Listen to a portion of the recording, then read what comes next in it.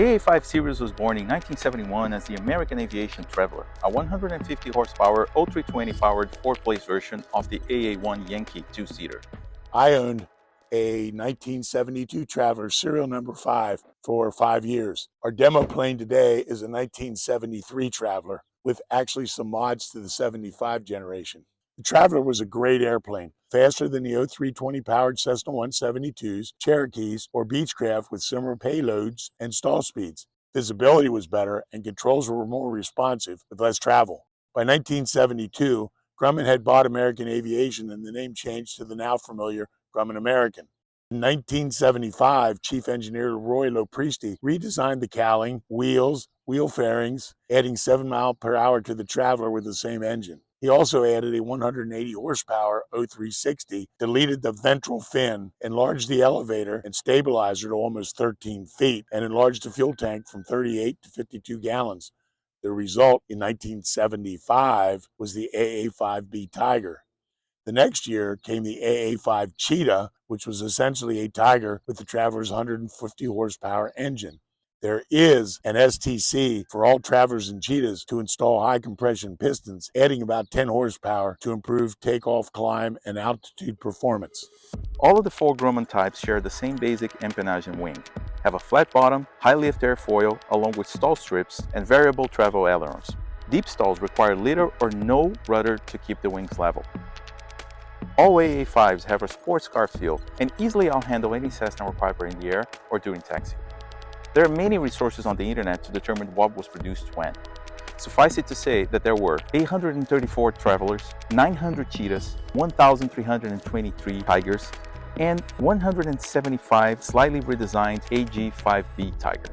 From 2001 to 2006, 51 AA5Bs were produced, ending the Grumman type lineage. All told, 3,289 AA5s and AG5s were produced by the 4 manufacturers between 1971 and 2005. First, let's compare the Traveler and the Cheetah. The major difference being right here on the Traveler is the elevator.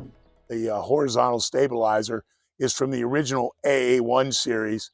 The Cheetah has the Roy Lopristi design 1976 tail of the Tiger design. One thing that I think is important to note is that 1975 Travelers starting at serial number 641 and later all share aerodynamic improvements from the Lopristi redesign of the Tiger and Cheetah and cruise somewhat faster than the 72 to 75 models under serial number 641.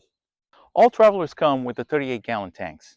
The Cheetah comes with 38-gallon tanks as standard, but most were produced with the 52-gallon tank from the Tigers, including this one. With its 52 gallons and useful loads between 750 and 840 pounds, the Cheetah becomes a 2-person plane and can likely fly beyond most pilots' personal bladder range. The Traveler is a good solid airplane, a bit faster than a comparable C-172 or Cherokee. The climb rate isn't great at high-density altitude, but the high-compression STC, which my Cheetah has, helps enormously. The Cheetah is slightly faster and is less speed sensitive than the Traveler, but not significantly so. The Tiger and Cheetah share the same airframe. The Tiger has an additional 30 horsepower with its 180 Lycoming O360 and a larger wing spar that allows a 200-pound increase in useful load, offset by a 112-pound increase in empty weight, for a net gain of about 88 pounds. Everybody wants a Tiger, but the Cheetah and the Traveler may be the best buy for you depending on our general mission profile. The Traveler has a still air range of 430 nautical miles with reserve. The Tiger checks in at 554 nautical miles, and the long-range cat is the Cheetah with 52-gallon tanks for a cruise range of 657 nautical miles. I'm 6 foot. For most pilots, I believe that 6'2" is about the maximum height with a typical Bose or David Clark headset. I had a friend of mine years ago that used to fly my Tiger. He was 6'5", and he could not fit in here with a standard headset on top of his head. So his solution was to use in-ear earbuds instead of a headset. If you're thinking of buying a Grumman, we hope this video shined a light on which AA5 model is right for you and your mission. I owned my Traveler for 5 years with the standard 150 horsepower pistons and made the trip to Oshkosh with 3 people and luggage. Leaving Oshkosh in Wisconsin, summer heat, at near gross weight, the climb out was an anemic 200 feet per minute. but still safe without any obstructions beyond the runway at Appleton.